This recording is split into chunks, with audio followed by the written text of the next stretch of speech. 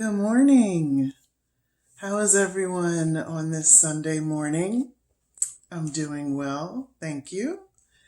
I am sorry I skipped a week for my reading. Had a couple of working weekends. Actually, I think it's been a couple of weeks. So I had to work and yada, yada, yada. So here I am. I'm back. And I just wanted to say, I know I've been posting a lot of items about things that are starting to work out, for me as an indie author that I'm just learning how to do. And I just want to say to all my indie authors out there, fellow indie authors, it takes a lot of hard work and dedication and time and even money. A lot of things I do, I have to save up for. And once I invested in Ingram Spark, and I was able to, now I'm up to 2 books that I have on Ingram. Now I'm able to reach out to some of the African American bookstores and regular bookstores as well, and ask them to list my book, and it's very easy for them to go on to Ingram and purchase. So, just hang in there. It's a learning process, but you'll get it eventually, and it's going to pay off for sure. So I still have a lot of things that I have not tried, due to time and money and resources. And so it's just a continual learning process and growing process. So hang in there, okay? Your journey is not for naught, and you're going to end up, in the end, very successful and happy, okay? So the reading today is book 2 of the Cozy Mystery series, A Bloody Stiletto, Cold Lasagna, and a bestseller. This book is actually being recorded as we speak as an audiobook. So very soon you will have book 1 and book 2 available on audio.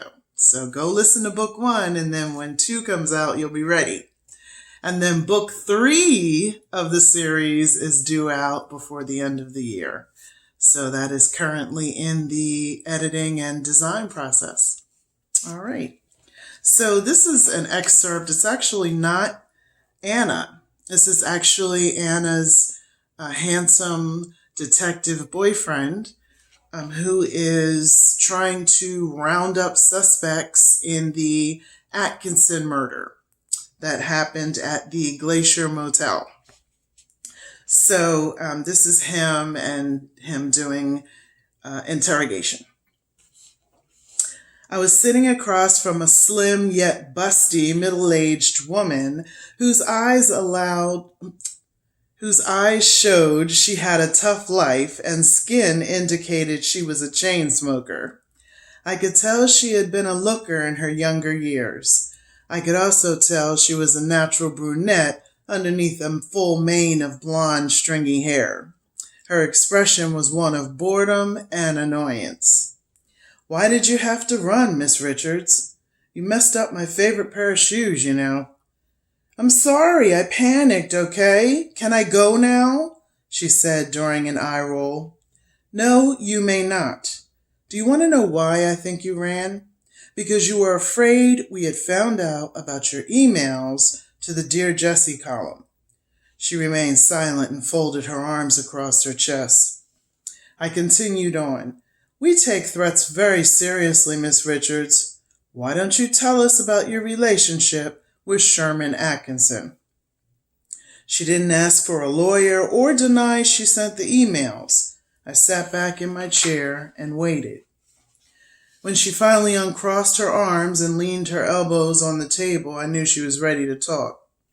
She explained how they met online and dated for a year, seeing each other occasionally when he went out of town. I could hear her New York accent coming out as she grew more comfortable. "I was like his travel companion, flying from Jersey to Chicago, Ohio, Cali, you name it. We stayed at the finest hotels, and his wife never interfered, even though I think she knew he was fooling around on her. "When did you find out you weren't the only one?" I asked. "When I saw the story about the fight in the market the other day. Although I had suspected something was going on a few weeks ago, he was acting stranger than normal," she said. "And where were you the night his wife was murdered, Miss Richards?" "I was nowhere near the Glacier Hotel, you can best believe. That night, I worked the late shift at the diner. Go ahead, call them. They'll tell you." "Okay, we will. I just have one more question. What did you mean when you said, 'Please forgive me for my sins'?" "Nothing. I was just joking." She was pleading with me, using her hands, when I put up my hand to silence her. "Like I said, Miss Richards, we take threats very seriously. We'll be holding you here while we check your alibi and the DA determines whether they want to file charges or not." Little did she know we would soon be checking her trailer as well. I left the room during another one of her eye rolls and had one of our rookies get their feet wet by checking Miss Richards' alibi at the diner. I headed to my desk to call the DA. Billings had updated their office earlier about the emails our tech guy found. Her assistant answered and said she had a message for me. The judge granted a warrant for Laurie Richards' car and home, and she was being charged with terroristic threats under NJSA 2C12-3 and should be held over for arraignment in the morning. The judge had also issued a restraining order for Mr. Atkinson. Laurie Richards could not go within 1,000 feet of Mr. Atkinson, a member of his family or home, without being arrested. Wow, that was a third-degree crime. Apparently the DA took threats seriously too. I had already sent a car to sit on Sherman Atkinson's house, but I also needed to update him on the situation. I called his cell to inform him of the threat against his life. He did not take the news well and seemed embarrassed about me learning of yet another mistress. He also seemed annoyed about the officer posted outside his house. However, he was happy to have the restraining order in place, stating he had always questioned Laurie's mental stability. What a jerk. All right, so that's it for book 2 of the series. Look out for book 3 before the end of the year, and the audiobook for book 2 of the series should be finished within a month. So thank you for your support, and tune in. Until next time.